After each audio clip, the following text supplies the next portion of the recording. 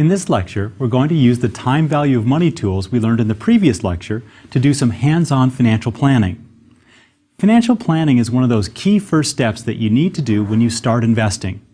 It helps you figure out some answers to your big questions like, how much should I be investing? Good financial planning also helps you see the full range of financial possibilities for your life. If you have a financial plan that works for you, it'll both help you sleep better at night and it'll help motivate you to keep investing.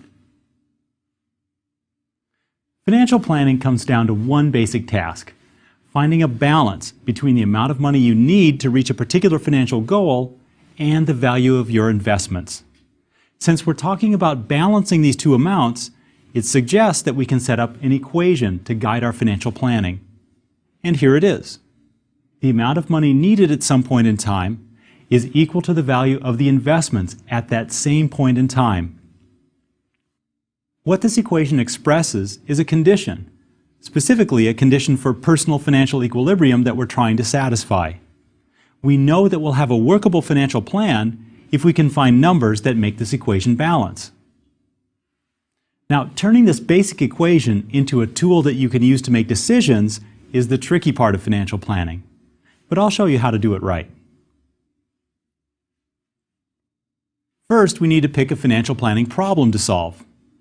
I'm going to focus on financial planning for retirement because it's something that everyone needs to do, and it's one of the more complex financial planning problems. You'll be able to apply everything we do in this lecture to other financial planning problems, and they'll all seem easier to solve than this one. Well, here's the basic retirement planning scenario. Suppose you plan to retire at a certain age, say 65 or 70. And after that time, your income will either be close to zero or it will be much less than it is today. During the years that you work, you invest some money each year, and these investments will hopefully grow into a large sum that will be enough to provide for your needs during retirement. The retirement planning problem is to find the right numbers that turn this general idea into a workable plan that you're comfortable with. As I mentioned in the lecture on the time value of money, the best way to attack most financial problems is to draw a picture. So let's draw a timeline and start filling in information on the timeline that describes our financial planning problem.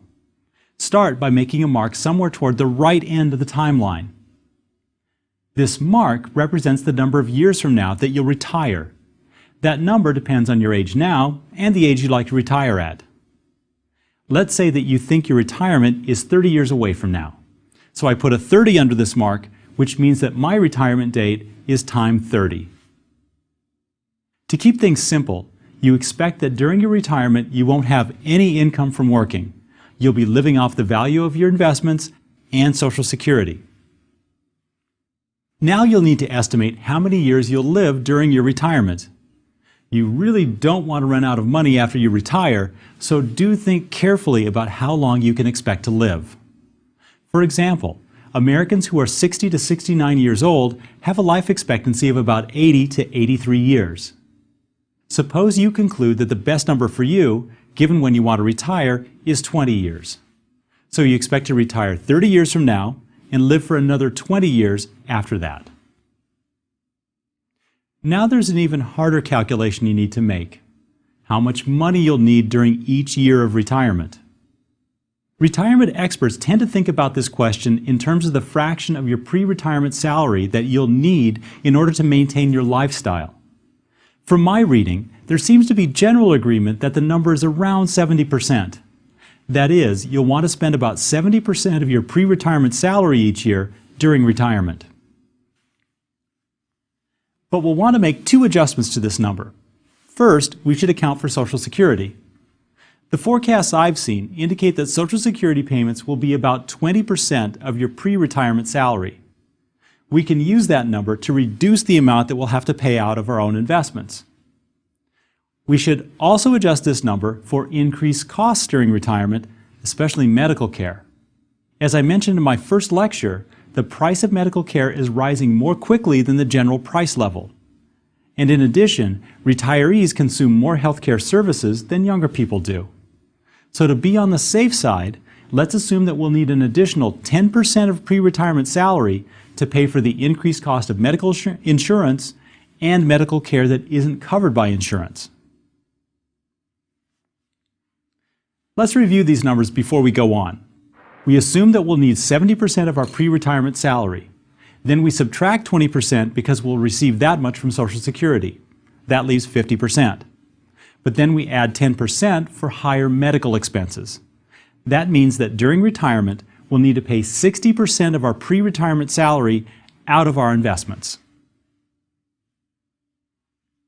Okay, now let's suppose you make $80,000 a year currently. Won't we need to estimate what you'll be earning 30 years from now? Well, this brings up the question of how to deal with inflation in these financial planning problems. One way to do this is to include inflation in every calculation you make. You can do this, but it gets cumbersome and messy. The other way to do this is to use inflation-adjusted numbers, in the sense that they're adjusted for the average rate of inflation. The nice aspect of the inflation-adjusted approach is that it allows us to use the following neat little trick. I can use today's price as my guess of a future price if I'm willing to assume that this price goes up at the same rate as the general inflation rate. So if I use today's salary as my best guess of my pre-retirement salary, I'm not assuming that I'm getting no raises for the next 30 years. Actually, I'm assuming that my raises on average will make my salary just keep up with inflation. Unless I have very good reason to believe that my raises are going up faster than the average inflation rate, this seems like an acceptable assumption. I like the inflation-adjusted approach because it keeps the calculations simpler. The only thing I have to remember is to be consistent and only use inflation-adjusted prices and rates of return in all my calculations. As long as I keep all my calculations in inflation-adjusted terms, the answers I'll get to my planning problems will be right. And I can still adjust prices that I believe will grow a lot faster or a lot more slowly than the general rate of inflation. I'm going to use the inflation-adjusted approach and assume that your salary just keeps up with inflation so that you make the equivalent of $80,000 the year before you retire. So we're talking about spending 60% of $80,000 or $48,000 each year for each of the 20 years of retirement. On our timeline, we can put in $48,000 starting at time 31 and ending at time 50. This set of expenditures represents your financial goal. Notice that we start your spending at time 31 because it's a convenient and more accurate way to represent the fact that the spending during your first year of retirement will take place between time 30 and time 31. Now let's represent your investing on the timeline. I'm going to set the problem up assuming that I want to find out how much I should invest each year. Let's let capital S stand for the amount of investing you do each year while you're working. That means we put an S on top of each mark for each year, starting at time 1 and ending at time 30. Again, we put the first investment at time 1 to reflect the fact that even though you're going to start investing right now at time 0, you'll probably invest steadily during the year, setting aside part of each paycheck. So it's more accurate and appropriate to represent the fact that your investing during the first year takes place between time 0 and time 1. Well, that completes the timeline. We visualized our retirement planning problem. Now, to solve the planning problem, we need to put this information into our financial planning equation. Let's start by finding the amount of money you'll need to have at time 30 in order to be able to spend $48,000 a year for the next 20 years. This is the point where we need to bring out one more time value of money formula, the present value of an annuity. An annuity is a financial instrument that makes a fixed payment each period for a finite number of periods. In the picture, C is the payment that is made each period. N is the number of periods that the payments are made, so it's also the total number of payments. Lots of financial instruments and investments are annuities, or are made up of annuities plus other payments. A set of mortgage payments or car payments is an annuity, and most bonds are a combination of an annuity and one or more additional payments. Note, though, that when I use the term annuity here, I'm not referring to the annuities that are sold to retirees. Those are a special type of annuity, and we'll learn about those in the next lecture. Now, the annuity formula isn't terribly complicated, but it's not that intuitive either. But let me try a little anyway. In an annuity, we have N payments of C dollars each. So when we find the present value of the annuity, it looks like this. The present value is equal to C over 1 plus R, plus C over 1 plus R squared, plus C over 1 plus R to the third, and so on, up through C over 1 plus R raised to the N. So we can factor out the payment C and then do some algebra to simplify this down. Well, when you do all that, you get this formula. C over R times the quantity 1 minus 1 over 1 plus R raised to the N. In the annuity formula, C is the amount of the cash flow or payment. N is the number of periods the cash flow is paid or received, and little r is the rate of return you're earning. Since the time periods we're using are years, the rate of return is an annual rate, and really it's the average annual rate you're earning on your investments. If we put in the numbers that correspond to C, N, and R from our retirement planning problem, then the value of this annuity represents the minimum amount of money that we need to have at time 30 in order to afford this particular retirement. But we're still missing the interest rate on this annuity. What should we use? Well, let's assume that on your retirement date, you move most of your riskier, higher yielding long-term investments into less risky, lower yielding investments. I realize that you want to start this process sooner than that in reality, but again, we're trying to keep the calculations simple. You'll be spending some of your accumulated investments each year, but the rest will still be invested, and it will be earning some lower, but still non-trivial rate of return. So what's a reasonable R? Well, keep in mind that we're using inflation-adjusted rates of return. So the rate we pick represents the extra return on top of inflation that we think our investments will earn. As I mentioned in my first lecture, it's harder to beat inflation than you might think. So choosing a return of, say, 10% would be amazingly high. A solid long-term investment will probably generate about 2% more than inflation without taking on very much risk. So let's enter 0.022% for our interest rate. Now we have all the numbers we need to calculate the value of the annuity. Our cash payment C is $48,000, the number of payments is 20, and the rate of return on the annuity is 2% or 0.02. We put these numbers into the formula, and then we can use a calculator or spreadsheet to find out what this value is. Before I do that, though, I want to recommend that you take the time to put this information into a spreadsheet and that you make some neatly organized tables to keep track of this information. If you do this, then as you follow along with this example, you'll be building up a financial calculator that you can always use to help you think about your financial planning problems. So let me do just that. I'm going to build a table on a spreadsheet, and I'll give it a special title. I'm calling it the amount of money needed table. That's 1/2 of the financial planning equation. Since the amount of money needed is going to be the value of an annuity, I'm going to put 3 columns in the table that will keep track of the variables I need to use to calculate the value of the annuity.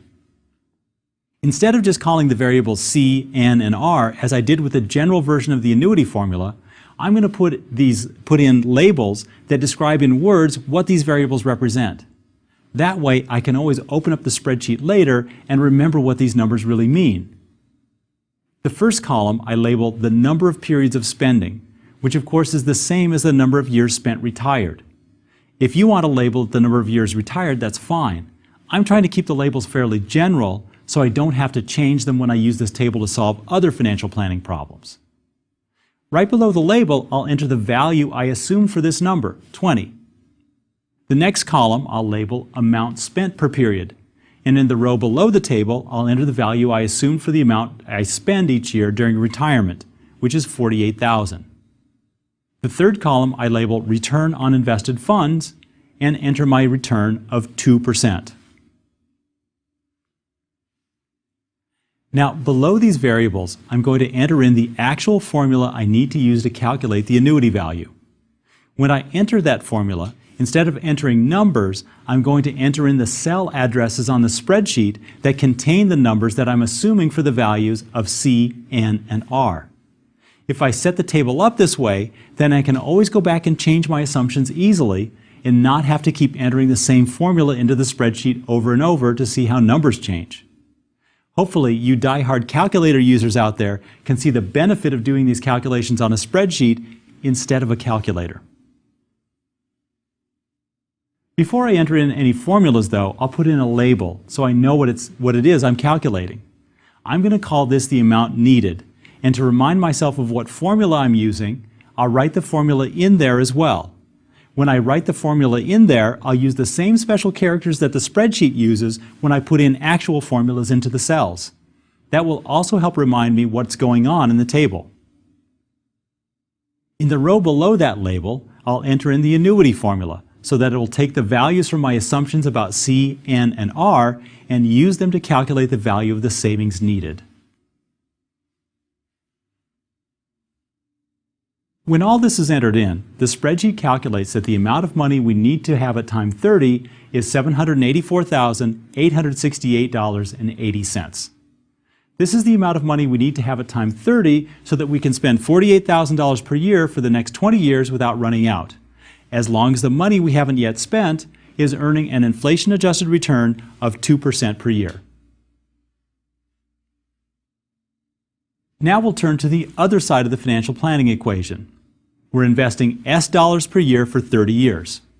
Again, this is an annuity, so we can find the value of this annuity by assuming some rate of return. What should we use for the rate of return here? Well, let's use a higher rate of return than we did before. We have more time to invest, so we can afford to be more aggressive with our investments.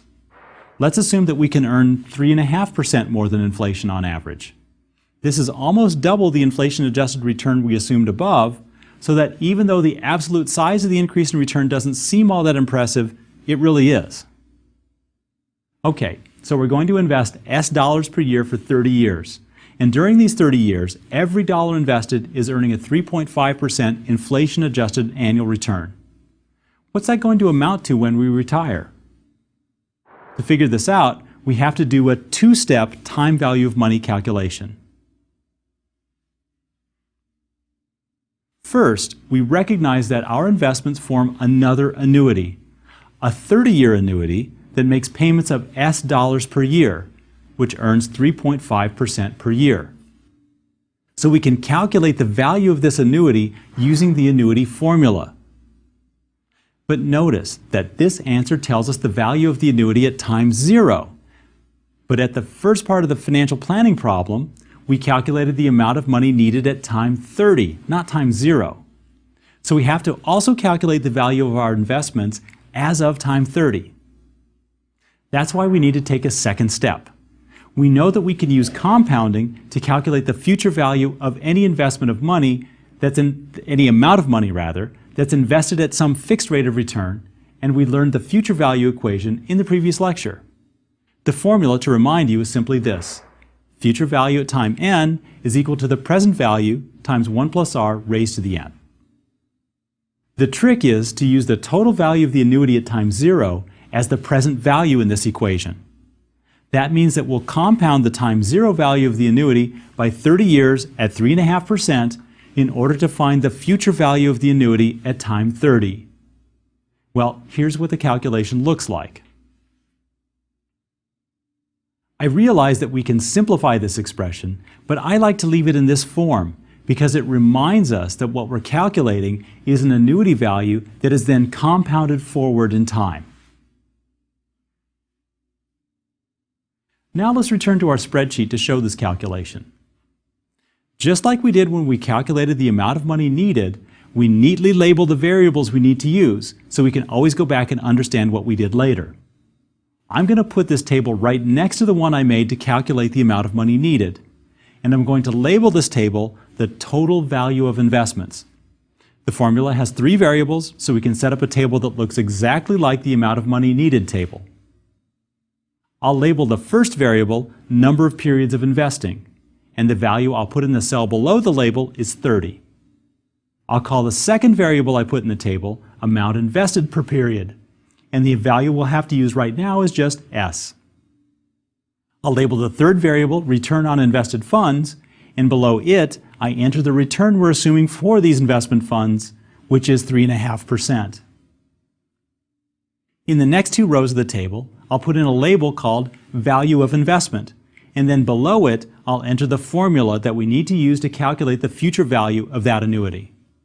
Since we haven't entered any number for S, the spreadsheet can't calculate the value of your investments at time 30, so it gives an error in the cell after we enter the formula. Don't worry about that error message, because our next step will be to find a number for S. We could enter numbers for S into the table and use trial and error to find a value for S that balances our financial planning equation. But a much faster way is to simply set up a calculation that solves for S given the other variables in the financial planning equation. This is easier than it sounds, since we already have a number for the amount of money needed. If we set up the basic equation of financial planning and enter in all the numbers we know, then we get this equation, which, if you look at it, is surprisingly simple to solve. Notice that on the right-hand side of the equation, we have S times some number, so we can solve for S by dividing both sides of this equation by this number that's multiplying the S.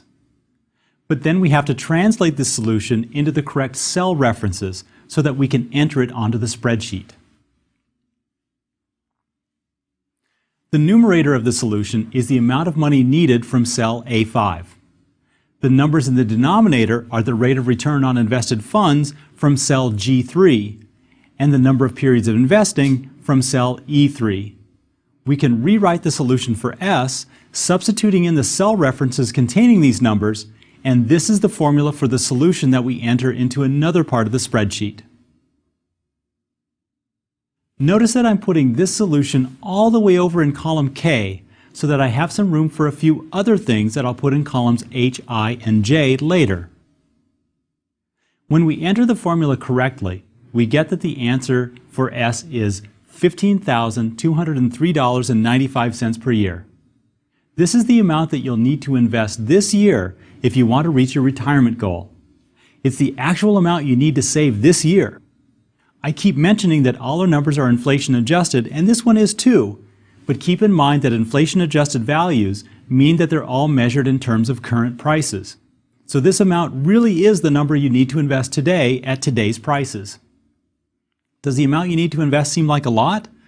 Well, it is. It's slightly more than 1/6 of your salary. And you'll have to increase that amount each year to keep up with inflation. Now that we've solved for S, the amount of money you need to invest each year, we can go back and enter this value into cell F3. Once you do this, you can use these tables as a template. Just copy and paste them to different areas of the spreadsheet or to different spreadsheets entirely. After you copy them, you can change one or more of your assumptions and see how this change affects the balance of your financial plan. This is a great way to compare various what-if scenarios to see whether different choices will make you better off. There are lots of scenarios that you'll want to investigate using these templates. For example, what if you want to retire early? Well, then you'll have to shorten the time you invest and lengthen the time that you're retired. What if I want to invest more aggressively while I'm working? Well, then you can increase the return that you earn, and so on. One of the things that you'll discover is that changing different assumptions about your investing and your retirement will have different sized impacts on your ability to reach your financial goals. Of course, you also need to reality check the assumptions that you make. Can I really save that much each year? Will my investments really earn that much year in and year out? These are the types of questions you'll need to keep in mind as you propose changes to your investment plan. Well, these are almost the full set of recipes that you'll need to remember and use as you do your financial planning. But the calculations I've shown you so far assume that you haven't done any investing at all yet. I realize, though, that you may have already set aside some investments. So how do you factor those in? Well, the answer is fairly simple. First, we need to modify our financial planning equation just slightly. Remember that the financial planning equation sets the amount of money you need at a point in time equal to the value of your investments at a point in time. We need to spell out explicitly that the value of your investments at a point in time is the sum of the value of your previous investments, that is, all the investments you made before now, plus the value of your current and future investments. The next step is calculating the value of these previous investments and what they'll be at some point in the future. Hopefully you know the current value of your previous investments, or you can look them up easily by checking your account statements from banks, brokers, or mutual funds. Then, it's a straightforward matter of compounding at an appropriate rate of return for the correct number of years using the basic future value equation. Remember, you want to find the value of everything as of the same point in time. And for this problem, a convenient coordinating point is your retirement date. As an example, let's assume that your previous investments are worth $50,000 right now, and you anticipate that they'll earn an average rate of 2.5% more than inflation over the next 30 years. We'll want to add this information to the spreadsheet we've been building so that including the value of previous investments can be a normal part of our financial planning. We can simply add a new section to our template, which we label Value of Past Investments, and set it up as in my diagram. For clarity, I've changed the label of the other section from Total Value of Investments to Value of Future Investments.